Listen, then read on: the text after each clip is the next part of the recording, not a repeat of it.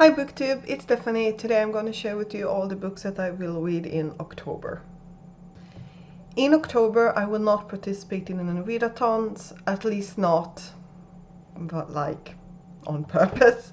But yeah, I just feel like I need a month of not challenging myself, or I don't know how to put it, because I just need to get into the groove of reading again. So as for what I'm currently reading, I did not read anything in Network Effect at all.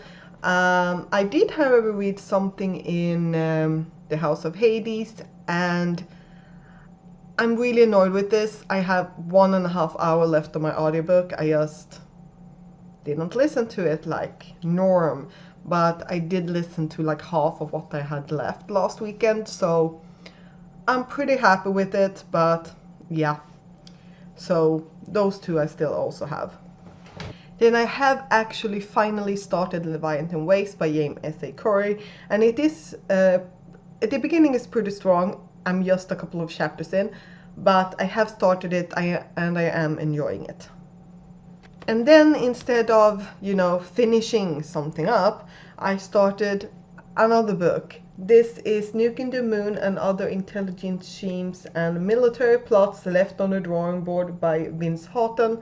This is a non-fiction in which, schemes and plans and counter spy methods that were invented and that weren't actually then carried out. In several of the cases they were tested, they were almost implemented, but then, for instance, the Cold War ended. Things like that. So yeah, I am liking it so far. I can't hold anything with that hand, so I don't know what I'm doing. But yeah, so I'm about a third into it, and I am liking it. And then earlier today I started The Adventure Zone by Clint Griffin, Justin and Travis McElroy, with art by Kerry Pietsch. I'm so sorry. But yeah, this is the McElroy has a podcast apparently, and part of that podcast is their D&D games, and this is based on a game, I guess. So yeah, we'll see. So far I'm really having fun, so that's great. So those are the books that I'm currently reading. I then have some other books that I would like to get to, and the first one of those being The Princess Beard by Delilah S. Dawson and Kevin Hearn. This is the third and final book in the Tales of Pell series. And the Tales of Pell, it started with How to Kill a Farm Boy. And this is like a parody of all these tropes. So it's really tropey, and it tries to go to the extreme with them and make it kind of funny. I was disappointed in the first one because I expected something completely different than what we got. The second one was better, and yeah, this is the sequel. And in this one we are following a character that we briefly met in the first one. So yeah, we'll see what I think about this. Oh, and it has something to do with pirates. That's all I know, and I don't really want to know anything else either. This has been on the pile of reading for the Around the Year challenge since like February or something, so I need to pick this up to fit it in for that challenge. And then we have 2 library books that I would love to get to, because I actually could renew my loans on them. So with the first one being Netraya by Lovisa Wistrand.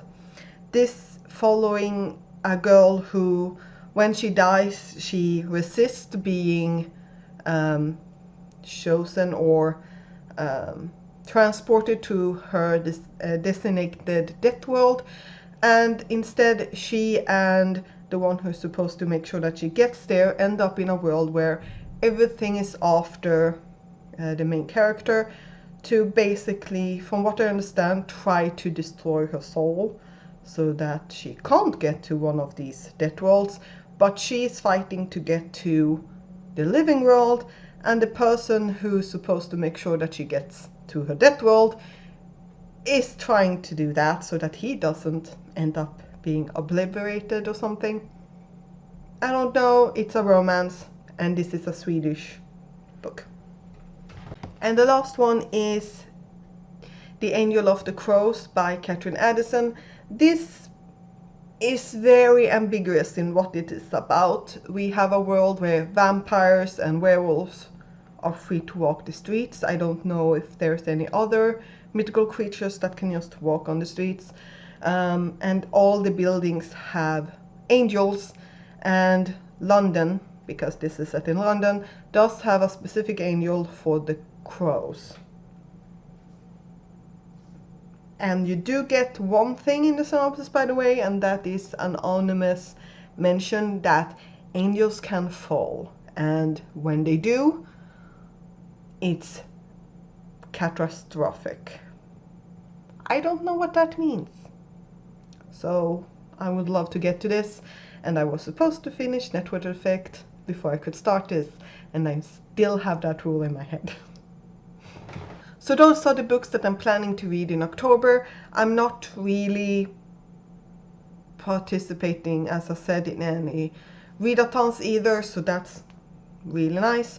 And also we are planning to have a body read as well, but we don't really know when to start it. We tried to start it, but she got like 5 pages further than me, but none of us got past page 20. So we'll see. I got to page like 8. So none of us really feel like, at least not that book. So we will see what I will do. But yeah, what are you reading for October? And I'll see you next time. Bye.